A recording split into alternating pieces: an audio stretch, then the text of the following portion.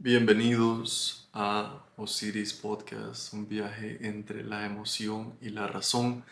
En este podcast exploramos los vínculos entre la filosofía, la psicología y la literatura para entender mejor quiénes somos, por qué pensamos y cómo nos sentimos. Ideas, palabras y emociones se entrelazan en cada episodio. El día de hoy vamos a seguir leyendo, voy a leer otra carta que son sumamente cortitas, de hecho esta es solo de 2 páginas y es cartas de un estoico, de Lucio Séneca. Séneca era un escritor romano quien aconsejaba o aconsejó a un emperador, Nerón, y lo terminó pues matando el emperador porque pensó que Séneca conspiraba en contra de él, ¿verdad? Y pues anteriormente he estado conversando sobre las cartas de un estoico. Es un libro pues muy simple de leer, con enseñanzas increíbles, con temas muy interesantes que van desde la simpleza hasta la importancia de pensar con razón. Este libro ha tenido un gran impacto en mí, en cómo pienso, y pues da mucha estructura en cómo lidiar, ¿verdad? Con situaciones que lidiamos diariamente, como la familia, los amigos, quizás situaciones que tenemos con nosotros mismos. Entonces es muy poderoso. Es poderoso también porque es un libro muy simple, es fácil de leer. Pues evidentemente es un poco difícil de practicar, pero el libro en sí es muy simple y tiene muchas enseñanzas. Tiene muchas enseñanzas. Entonces vamos a leer, esta es la carta número 3. Pues en este libro no incluyeron todas las cartas, pero se puede encontrar en PDF, en cualquier idioma, en línea. Ah, y bueno, entremos ya a lo que es la lectura. Dice, esta se titula Sobre la naturaleza de la verdadera amistad. Dice, me has enviado una carta escrita por un amigo tuyo, como te gusta llamarlo. Y aquí le está escribiendo a Lucilio. Son cartas verdaderas que le escribía a Lucilio, que era su pupilo, que Séneca le estaba enseñando filosofía. Entonces dice, me has enviado una carta escrita por un amigo, y lo pone el amigo entre comillas, un amigo tuyo, como te gusta llamarlo. Asimismo, me pides que evite hablar libremente de tus asuntos con él, ya que ni siquiera tú lo haces. En otras palabras, lo describes como un amigo y luego en esa misma carta lo niegas. Ahora bien, ahora bien, si usas esa palabra en un sentido amplio y no estricto y llamas amigo a quien en verdad es un conocido, puedo comprenderlo y dejarlo pasar. Aquí lo está cagando Lucilio. Pero, pero, si consideras a alguien como amigo y no confías en él, eh, no confías en él como confías en ti mismo, estás cometiendo un grave error. Eso quiere decir que no has entendido la fuerza de la verdadera amistad. O sea, aquí básicamente está diciendo que si no confías en un amigo como confías en sí mismo, entonces no es un amigo, es un conocido. Al menos en la definición de la palabra amigo, la definición profunda de la palabra amigo. Dice, debes compartir y discutir todo como todo con un amigo. Pero antes de hacerlo, comprende a profundidad el sentido de la palabra y del hombre mismo. Una vez que se ha formado la amistad, hay que confiar, pero antes hay que juzgar. Las palabras que juzgan a un hombre después de haberlo hecho su amigo y no al revés, ponen el carro delante de los caballos. Entonces aquí básicamente lo que está diciendo es que cuando uno conoce a alguien que de pronto le cae bien, de pronto pues uno se siente apoyado, se siente escuchado, qué sé yo. Dice que lo primero que hay que hacer es juzgar antes de llamar a una persona amigo. Porque si no lo hace el amigo y luego lo empieza a juzgar, eh, pues ahí no tiene sentido, porque está haciendo el trabajo de atrás para adelante o de adelante para atrás. Entonces, aquí sigue él y dice, piensa durante mucho tiempo si debes o no admitir a una persona en tu círculo de amistades. Muy importante. Dime con quién andas y te diré quién eres. Dice que somos también quizás el complemento de las 5 personas con las que nos rodeamos, ¿verdad? Entonces es muy importante pues, el entender con quién nos rodeamos y qué es lo que dicen esas personas, cuáles son los pensamientos que nos meten y cómo están alterando nuestro consciente también. Entonces aquí sigue y dice, pero cuando te hayas decidido a hacerlo, acéptalo de corazón y de alma, y habla con él sin reservas, como lo harías contigo mismo.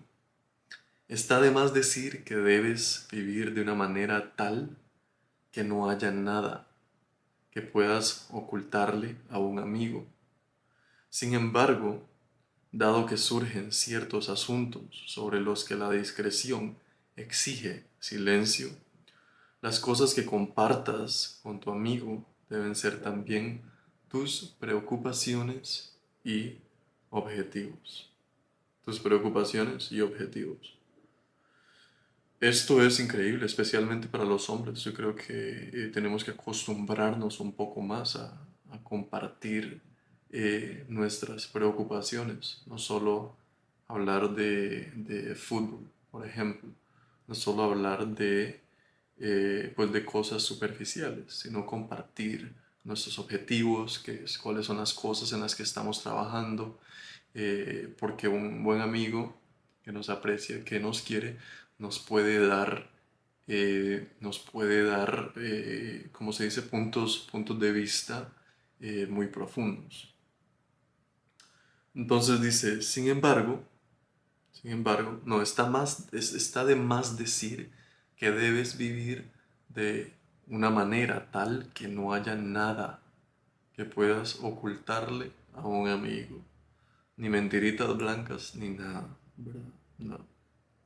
Sin embargo, dado que surgen ciertos asuntos sobre los que la discreción exige silencio, las cosas que compartas con tu amigo deben ser también tus preocupaciones y objetivos. Considera leal a tu amigo y lo harás leal de verdad. El temor de algunos hombres a ser engañados ha provocado que la gente los engañe con mayor frecuencia. Su desconfianza les da derecho a no ser leales con ellos. ¿Por qué he de ocultar algo si estoy con un amigo? ¿Por qué he de imaginar que estoy solo cuando en verdad tengo amigos a mi lado?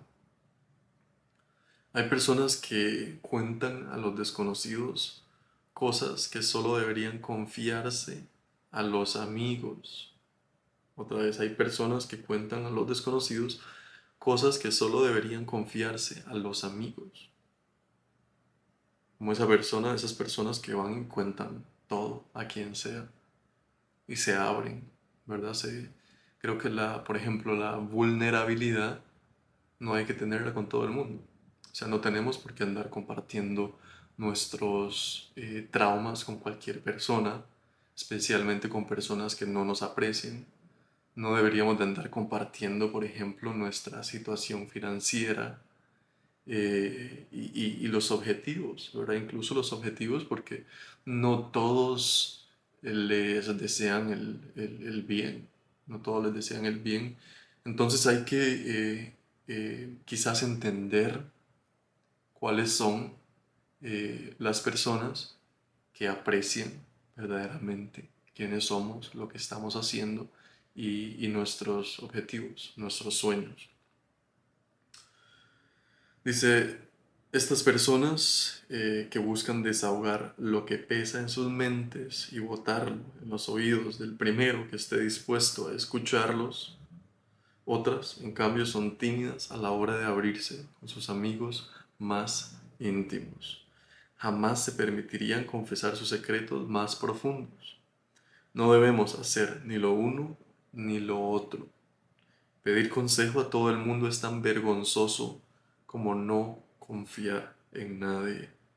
Otra vez la idea y la importancia de tener un balance, ¿verdad? En las amistades. Y eso es muy subjetivo. Cada quien tiene que escoger a quién le comparte cosas, a quién no le comparte cosas y quiénes son esas personas en las que confiamos, pues nuestros secretos también, nuestros objetivos.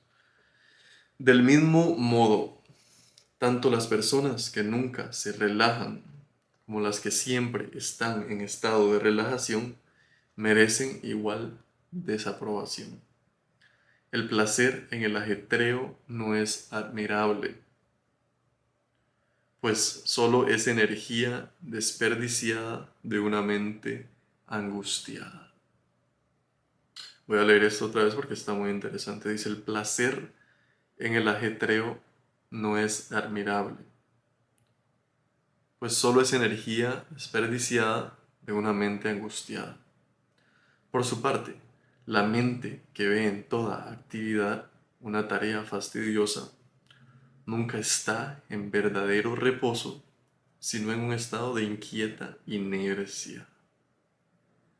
Ok, hay dos ideas aquí. La primera es que eh, el, el- el estar en el ajetreo constante, ¿verdad? El tener tres trabajos y el nunca parar y el estar haciendo cosas constantemente, es un ajetreo constante y es quizás una mente angustiada, una mente que no puede estar en el silencio, no puede estar callada, no puede estar en un estado de relajación, ¿verdad? Tiene que estar haciendo cosas, ocupándose de cosas. eh, y, y- y creo que esto puede ser un poco peligroso para la psique, porque la mente necesita descansar. El alma necesita descansar el ocuparnos de tantas cosas nos hace vivir en un quizás tipo de piloto automático, en donde estamos haciendo siempre las mismas cosas, repitiendo los mismos comportamientos, que muchas veces son comportamientos inconscientes. Eh, y la otra idea aquí, por su parte, la mente que ve en toda actividad una tarea fastidiosa nunca está en verdadero reposo, sino en un estado de inquieta inercia. ¿Verdad? La mente que no le encuentra quizás placer, el placer al hacer, ¿verdad? El placer a el hacer cosas, el placer a ir a trabajar, el placer a darse un baño caliente, el placer de disfrutarse un café, un buen desayuno, sino esa mente que siempre está pensando en el futuro, ¿verdad? Esa mente que siempre está pensando en lo que voy a ir a hacer después, y nunca en el presente.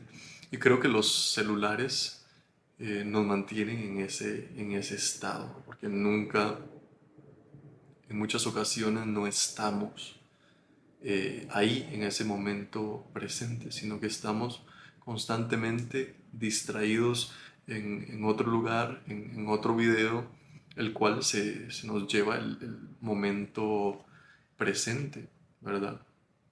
Por ejemplo, si estamos con amigos, con familia y estamos constantemente en el celular, que viendo videos, que scrolleando, se nos van a pasar estos momentos y luego cuando se van, cuando se mueren, pues ahí sí sufrimos. Pero creo que lo más importante aquí es que eh, hay que, ah, hay que encontrarle el placer a las actividades que escogemos hacer, a las actividades que escogemos hacer. Entonces, sigue él y dice, esto me lleva a memorizar algo que encontré leyendo a Pomponio. Séneca leía a muchos otros escritores, no solo de su misma escuela, sino de otras escuelas también. Entonces, dice Pomponio, algunos hombres se han encogido tanto en sus rincones oscuros que cuando aparece la luz del día, todos los objetos les parecen borrosos. Lo mejor es tener una combinación equilibrada de las dos actitudes.